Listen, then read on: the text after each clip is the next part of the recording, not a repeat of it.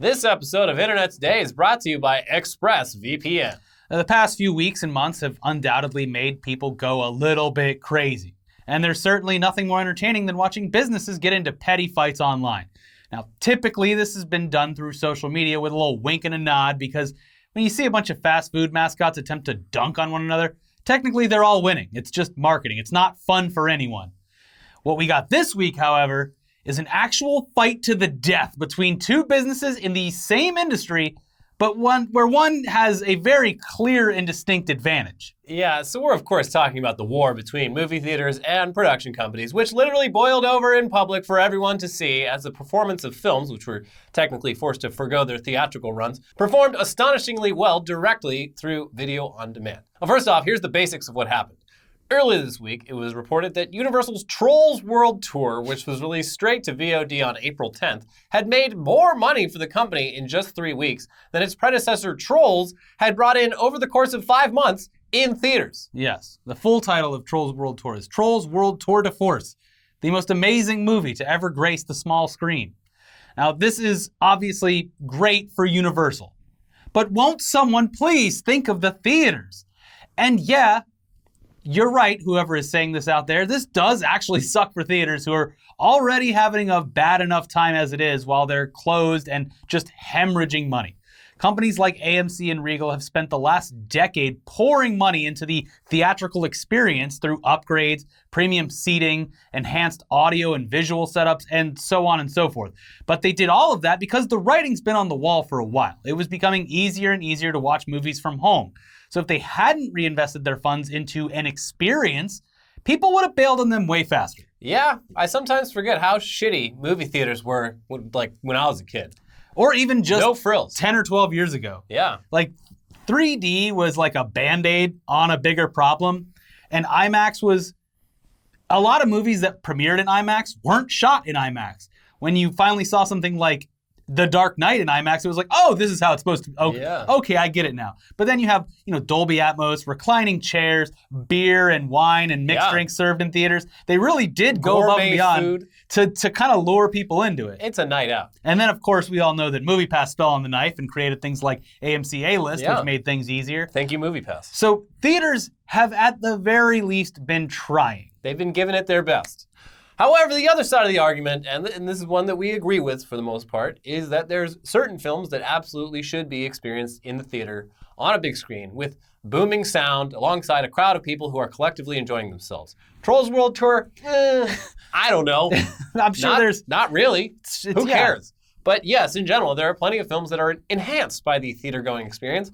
And after years and years of investment into making your trip out to the movies the best experience possible, it's certainly understandable that large theater chains are getting pretty aggravated by the idea that the studios are rubbing these big home video numbers right in their faces. Which brings us to the next part of this week's drama. Yeah, because one of the reasons that Trolls World Tour was able to bring in so much money to the studio was that they didn't have to share a large portion of that revenue with the theater chains.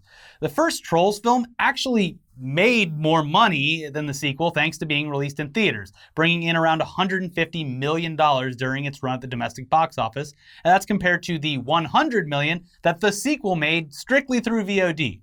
But that $150 million, that had large chunks removed from it because the theater chains took their cut for screening it. So according to CNBC, theaters typically take about 50% of box office sales, depending on the deal that was struck with the studio. Sometimes the theater will take a little less. So Trolls only deposited around $77 million into Universal's pocket by the end of its run in North America. For comparison, Universal retained about 80% of the digital rental or purchase fee for Trolls World Tour. Based on those returns, albeit without any measurement of the first Troll movie's VOD/rental/physical copy stats thrown in, it would make sense that NBC Universal CEO Jeff Shell would float the idea of doing more simultaneous releases of their films where they would come out both in theaters and on demand on the same day. And money, money, money, money, money. Yeah, I mean, they are now seeing what a lot of people have seen previously. Like, wait, hold on, why are we giving up so much of this money for this reason? And video games aren't fully there yet, but this has been happening with video games for a long time. And if you're wondering, yes, GameStop is very upset with all games going digital. That's why they're opening it back up. Yeah, it is an essential service for people. Because I mean, we said this before, but yeah, there's a lot of places in the country that don't really have great internet. And it is kind of, you could argue that going and buying a game is a need for someone that doesn't have the internet to download it, I guess. But nowadays, GameStops are where you buy your Funkos. Yeah. They pivoted. Yeah. But that's a whole it's where different you argument. sell your old Xbox for $5. Yes. But sorry, bro. in the context of this, the theater chains are GameStop, I guess is what I'm trying to say.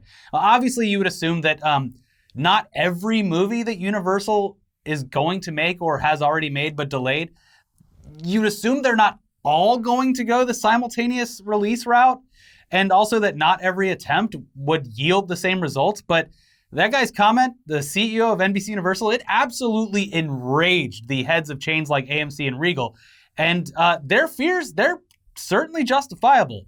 So as a reaction to those ideas and comments, AMC Theaters was the first one to strike back in a huge public way, announcing that if Universal were to go forward with such a plan, they would no longer screen any films from NBC Universal in their theaters going forward, which I gotta say, you got moxie.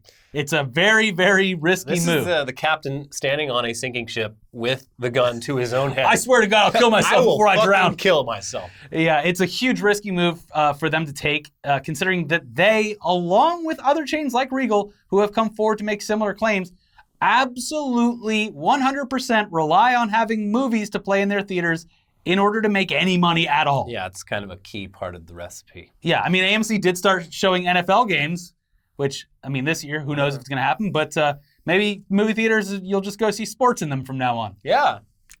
I don't know. I watched the Super Bowl in a movie theater once. Cool. It was pretty fun. How much did the Trolls World Tour VOD cost? What? Well, just the production cost of the movie, right? No, like how much did it cost for someone? Oh, $20. But you get your whole family sits around. Yeah, so that's it's obviously a movie interesting. geared towards kids. Because kids' movies, like the main reason they want those in the theaters is because you're selling tickets in pairs. Yeah, or one for quads. mom. Yeah. If you're a nuclear family. Yeah, no one's going alone to Trolls, and if they are, they're on a list. yeah, pat They're that on man the down. AMC D list. Yeah, so anyway, in his statement, AMC Theater CEO Adam Aron was quoted, "It is disappointing to us, but Jeff's comments as to Universal's unilateral actions and intentions have left us with no choice. Therefore, effectively, immediately, AMC will no longer play any Universal movies in any of our theaters in the United States, Europe, or the Middle East. This policy affects any and all Universal movies per se, goes into effect today, and as our theaters reopen, and is not some hollow or ill-considered threat." I mean, I'll fucking do it. The guy's got moxie. Yeah. Now, as we said before, other theater chains have joined in on this protest against Universal. There's solidarity in the theater business. Yeah. Uniting against a common threat. Home video. Yeah, exactly. So there's kind of just two ways this can go. The one that we expect is that Universal will most likely explain themselves in greater detail, offer up some concessions, maybe an apology, even if it's not a full apology, but just, I think at the very basics, explain what they meant. Like, yeah, it makes sense to do family movies like this, but whatever. And because of these maybe concessions or explanations, Universal Pictures films will return to these chains whenever society as a whole is ready to go back to movie theaters en masse, which could honestly be a decent amount of time from now anyway. The other way it could go, AMC's still not open in Florida or Georgia or Texas, and we'll get to that. But the other way this could go, though, would certainly not be great for movie theaters at all. That would be if Universal just says, fuck it, fuck you, and calls their bluff, distributes their films to remaining chains that'll work with them, and then simultaneously releases some of their films straight to VOD, giving consumers a choice in how they'd like to see their movies, which, in the long run, all things considered, this is great for the consumer. Yeah. Yeah. Well, anyway, those theater chains are already going to have one hell of an uphill battle on their way to becoming profitable again after the pandemic's been properly handled. Currently, theaters are still closed despite some states easing their restrictions on them because, as we've said before, no company whose business model relies on cramming dozens, hundreds, or thousands of people into a confined space wants to risk a PR nightmare for kickstarting another outbreak. On the list of risky ventures that people aren't willing to participate in once states start to ease restrictions, movie theaters are third on the list, ahead of public transportation, gyms, schools, and so on. People would rather get on public transportation right now, or go to the gym, or go to schools than go to a movie theater. Yeah. Which, I mean, those three are in varying degrees, essential things. Movie theaters aren't essential, but it is kind of like crazy to be like, yeah, I'd rather cram myself onto a filthy subway train or a bus than go to a movie theater. Yeah. Anyways, currently AMC, specifically AMC, very hesitant to reopen. They said earlier this week that they wouldn't be opening back up to the public, even in states where it's now currently legal to do so, until the first blockbuster is actually going to be screened on schedule. And as of right now, this means that AMC won't reopen anywhere until at least mid-July, because the only big film that hasn't shifted its original release date is Christopher Nolan's Tenet from Warner Brothers. That is still, for some reason, supposed to hit theaters on July 17th, and then Disney's Mulan is scheduled on a new release date. It was supposed to come out, was it back in March or something? Oh, it's now supposed to come out on July 24th, but still, I think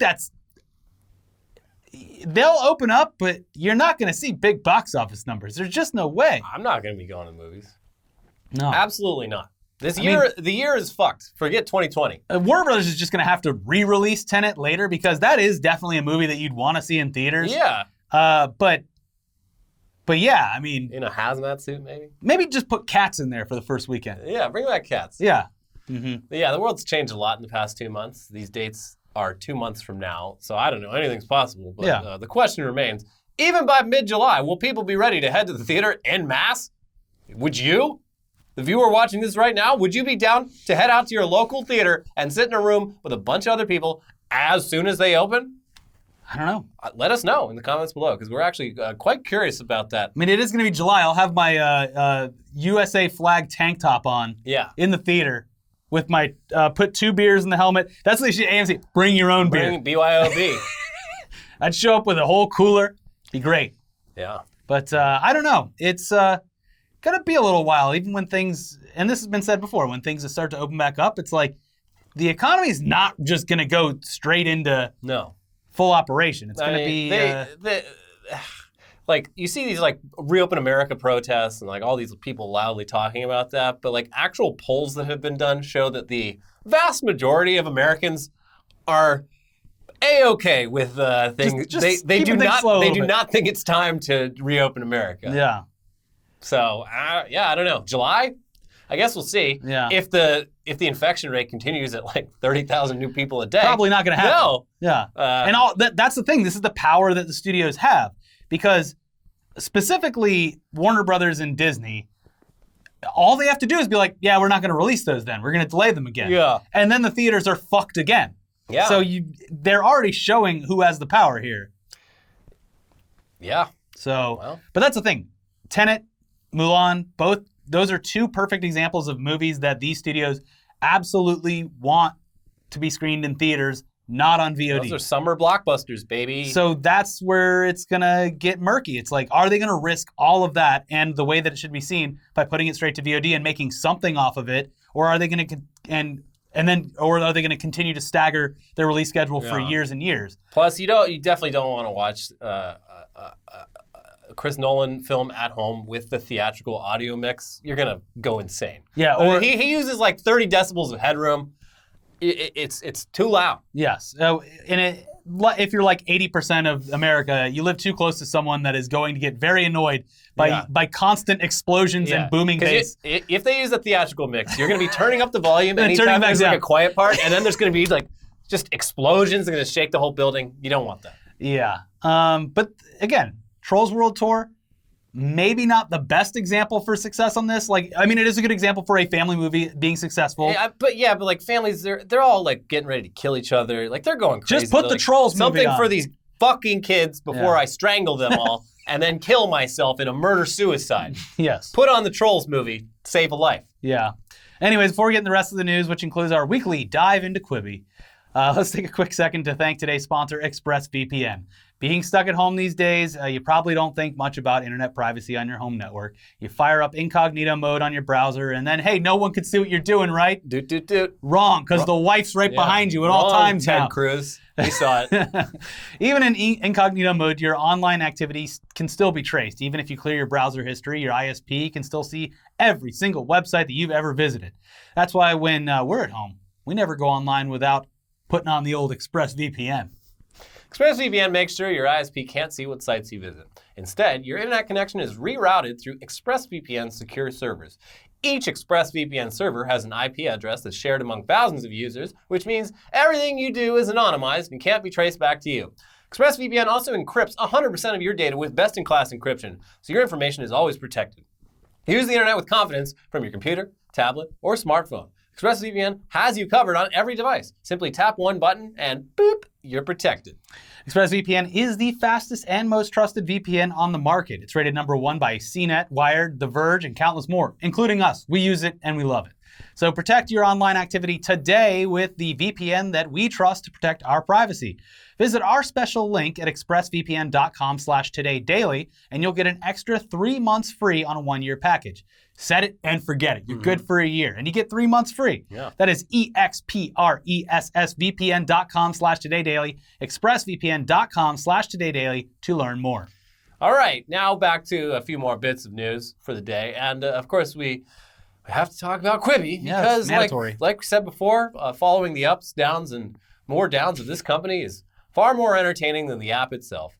Quibi has finally done what we had assumed they would do at the beginning. They've started offering up some of their shows on YouTube for free in a last-ditch attempt to bring more people into their app, despite the app itself and the content that's currently hosted on it also being free for the time being. Hey, you know that free content that you can get by clicking 2 buttons? When free is not enough. Yeah. Yeah, so they literally had to make it even easier for people to watch their content, despite it being free and readily available for anyone who wants to watch it already. Not a great sign, but hey, for anyone who didn't even want to set aside the 30 seconds needed to download the app, you can now see their shows anyway right there on youtube.com. Yeah. Now, let's be fair here. This doesn't necessarily mean the app is failing, although we have pointed out numerous reasons in previous episodes regarding why we think it was doomed from the start.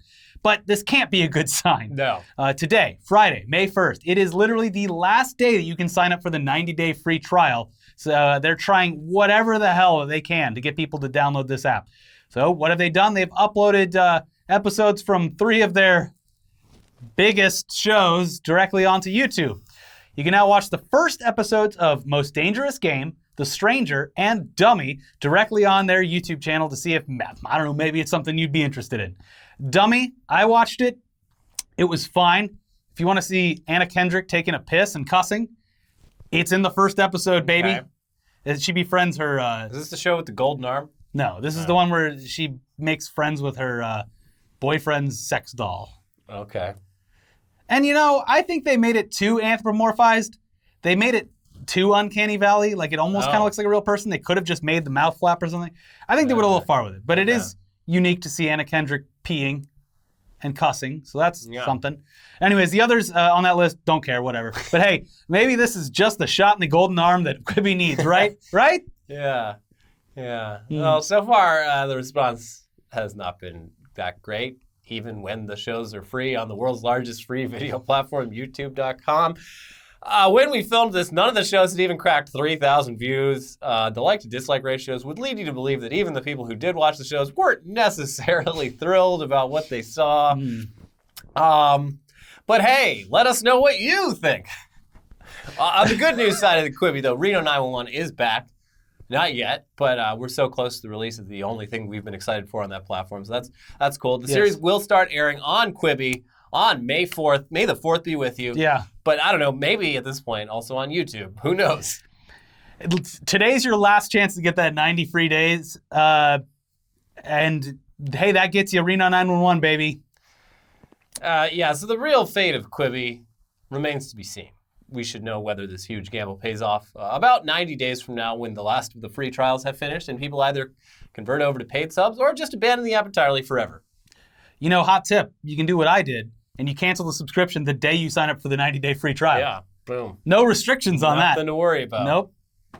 It's pretty great that way. Now, over in gaming news, the biggest news this week is probably the fact that Assassin's Creed has officially announced where in history they're taking you next. Where in the world is Assassin? You know the guy's name. You played him on the musical. Well, it's a different assassin in every game. Anyways, after about a day of not-so-subtle teases, an official trailer dropped on Thursday morning showing off their next title, Assassin's Creed Valhalla. Yeah, it's Viking time, baby. Per their press release, Assassin's Creed Valhalla takes place toward the end of the 9th century, a time when Norse tribes were leaving their homes in Scandinavia and sailing to the collection of fractured kingdoms known as Anglo-Saxon England. It's here, during this age of transition, that you'll take on the role of Eivor? Eivor, and lead your people to a new land in the search for a new home. As you embark on Valhalla's epic Viking journey, you'll lead deadly raiding parties, fight in massive battles, and build up a prosperous settlement. All within the historical backdrop of 9th century England. All right, cool. Yeah. I think the trailer's pretty great. It is a cinematic trailer. So no gameplay yet, but I mean, you know this franchise. They've also set a pretty ambitious release date, all things considered, of holiday 2020. So that's less than a year away. Yeah, and it's coming out on the PS5 and Xbox Series X, apparently. Oh, yeah, those are coming out. Yeah, and so what Xbox has said about that is that they are on schedule to release that console, although if you could get your fucking hands on it, hold on tight or enjoy the resale market, because I'm sure that production stopped after a while. Yeah. But this is supposed to come out holiday 2020, which is ambitious. All right, well, so keep your eyes out. You're probably going to be seeing a lot more from this game in the coming months. And also probably during the first few days of June when E3 would typically take place. It's not happening this year, as you know. Just like the theaters. Nothing is. Yeah. E3 is going to be punching its hat going, Can you wait, imagine, they didn't need us at all? Can you imagine how ashamed you'd be if you caught coronavirus at E3 and died? You're on your deathbed and you're like, I still didn't get to play Valhalla. Fucking Christ. Anyway, in other gaming news this week, it looks like Fortnite has finally embraced their role in the future phase of the internet and social interaction space, because they've officially launched a new category within their game that literally takes all the fighting and last man, last team standing aspects of the game entirely out, and it just gives you a brand new island to hang out on with your friends. It's the new social network. It's the new Second Life. It's the new MySpace. What are the kids into these days? Cybering. It's a new TikToks. Yeah. After a bunch of successful events that morphed Fortnite into something more than just a battle royale, and in a time where people are pretty damn desperate to socialize anywhere, Epic developed what is essentially a new social network inside of their own game. It's a custom island where there are no weapons at all. There's like a paintball gun, but you know what I mean. No weapons that'll kill people. And one that is built with the sole purpose of hanging out with friends or random people and just existing there. The world is your oyster. Shuck it. According to The Verge, at the center is a small city-esque space full of fast food joints with other areas spreading out from there. That includes cliffs and a beachfront, which feature a series of vehicle-based challenges that involve piloting a boat or ATV across perilous terrain. And while standard weapons aren't in this mode, there are vending machines around the island that give you non-lethal gear like paint guns and vehicles. There's also other interactive spaces like a soccer field, and you can even change your appearance at any point in the phone booths. It continues. Elsewhere, there's an incredibly trippy outdoor dance club with mats to bounce off of and lots of bright lights. There's also what appears to be a holographic movie theater. These locations in particular suggest events will be coming to Party Royale. All right, so, yeah, I mean, not to toot our own horns here, but we 100% called this many, many moons ago. We suggested that Fortnite could eventually become a social portal where friends could gather to watch movies and just hang out. So it's good to see that we're still very good at predicting things. Yeah. Yeah, it'll be interesting to see how well this catches on with people and what kind of community events pop up. Also, Fortnite canceled its 2020 World Cup because of the coronavirus, but they did lay out plans in advance for the 2021 event, as well as an esports roadmap for pro players who've already given up on the game and are currently dry humping the fuck out of Valorant and Warzone. Did you ever play Valorant? No, I'm not interested. It looks too hard. Yeah, I'll say it again. I thought it was boring. I'm not good at shooters. Yeah. Oh, did you play Gears Tactics yet? You're really into the XCOM stuff. You know, it's free. It's included with the Game Pass. Yeah, I haven't done it yet. I'm still finishing XCOM Chimera Squad, but it looks good. I downloaded it to try it because I'm not a fan of the XCOM games, but the reviews and gameplay that I saw was basically like, this is XCOM for dummies. Yeah. So there you go. Like maybe this is finally the turn-based strategy game. That's what I read. They're like, if you're starving for a new tactics game, this is pretty good, but there's not much to it. Yeah. I'm like, all right, whatever, fine. The graphics look great. Yeah. I've played the Gears games, so maybe I'll give it a try. I don't know. Anyways, if you want to watch more of our stuff, can't get in theaters. Only on YouTube.com for free. Sorry, AMC. We will never show our show in your theaters. Well, don't say never. They might get desperate when there's Show no us the movies. Yeah. Check out our other episodes. We have an episode of Tech News Day over here that just came out yesterday or the day before. And then we also did a stream this week with Sean Spool Pool, where we played a bunch of golf with friends. So check out both of those, and we'll see you very soon for a new episode of Weekly Weird News. And it is already hot in here. Yeah. And I want to go home and go to sleep. Whew. Bye. Bye.